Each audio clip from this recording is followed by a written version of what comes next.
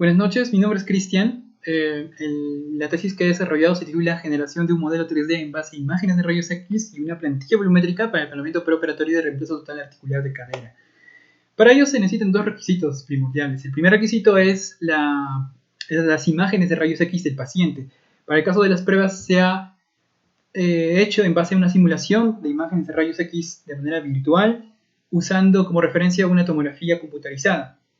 En este caso, la simulación respeta las mismas propiedades físicas al igual que una toma de rayos X común.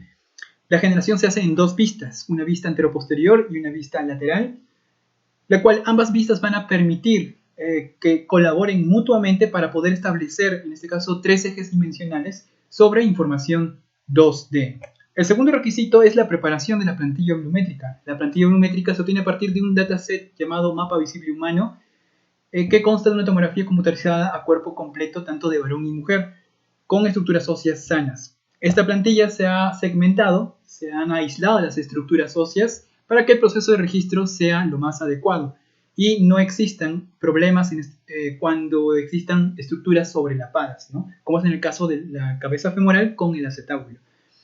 También se generan simulaciones a partir de la plantilla replicando las mismas propiedades usadas en la primera entrada, es decir, usando las mismas propiedades de las imágenes de rayos X del paciente.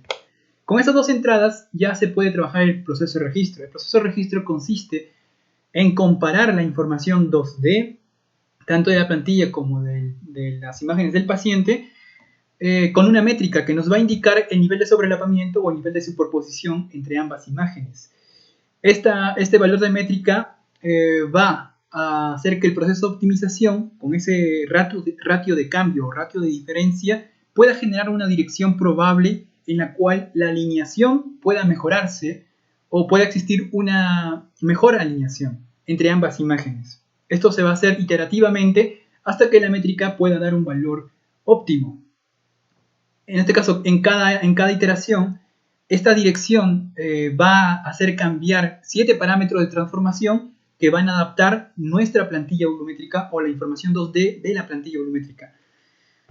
Ese registro interno se ayuda, en este caso, de un proceso iterativo más global, que es a nivel de resoluciones. Es decir, antes de ingresar al registro interno, las entradas deben aligerarse.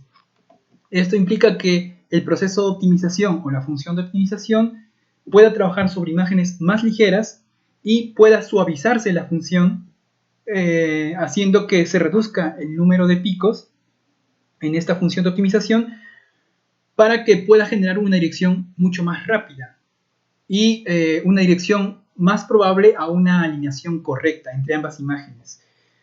Es así que cuando se termina el nivel de resolución pueda darse, digamos, un cambio o una transformación de los 7 parámetros y pueda aplicarse directamente sobre la plantilla volumétrica. En este caso, pasar de la información 2D a la información 3D, ya que se han establecido los 3 ejes en la información 2D. Con esta nueva plantilla actualizada, se generan nuevamente las imágenes simuladas, pero con un nivel de resolución mucho más alto, con más información.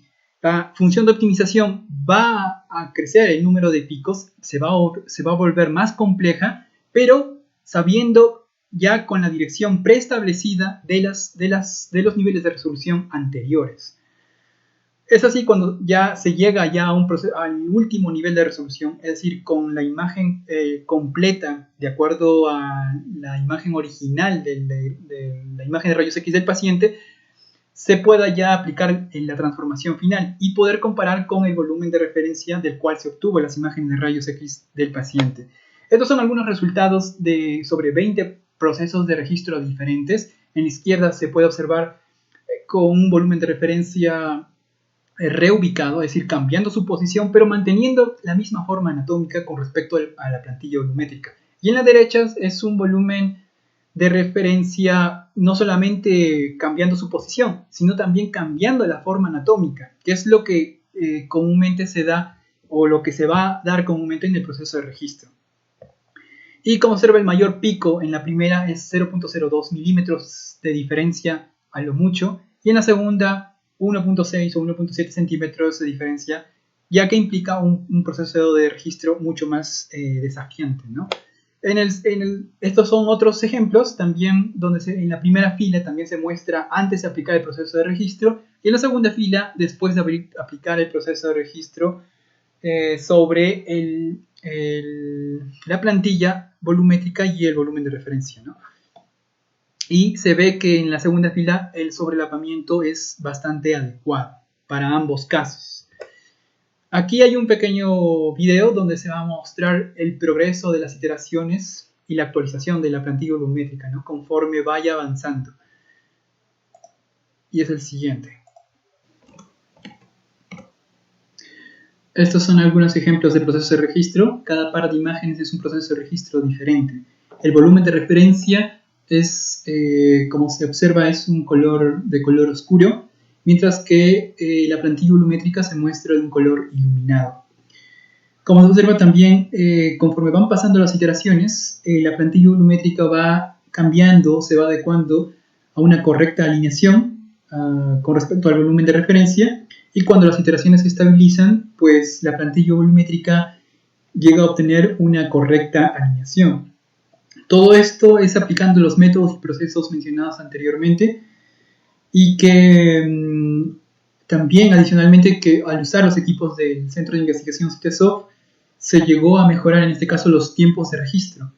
Usando procesos de registro en CPU se llega alrededor de 13 minutos, pero aplicando procesos en GPU se puede reducir un poco, en este caso alrededor de 8 o 7 minutos, que son 5 minutos menos que en procesos de CPU.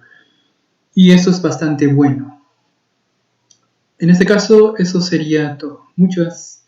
Damos pase, en este caso, a la generación de tecnología en el proyecto por parte de los asistentes Richard Cruz y Alexander Kawina. Gracias.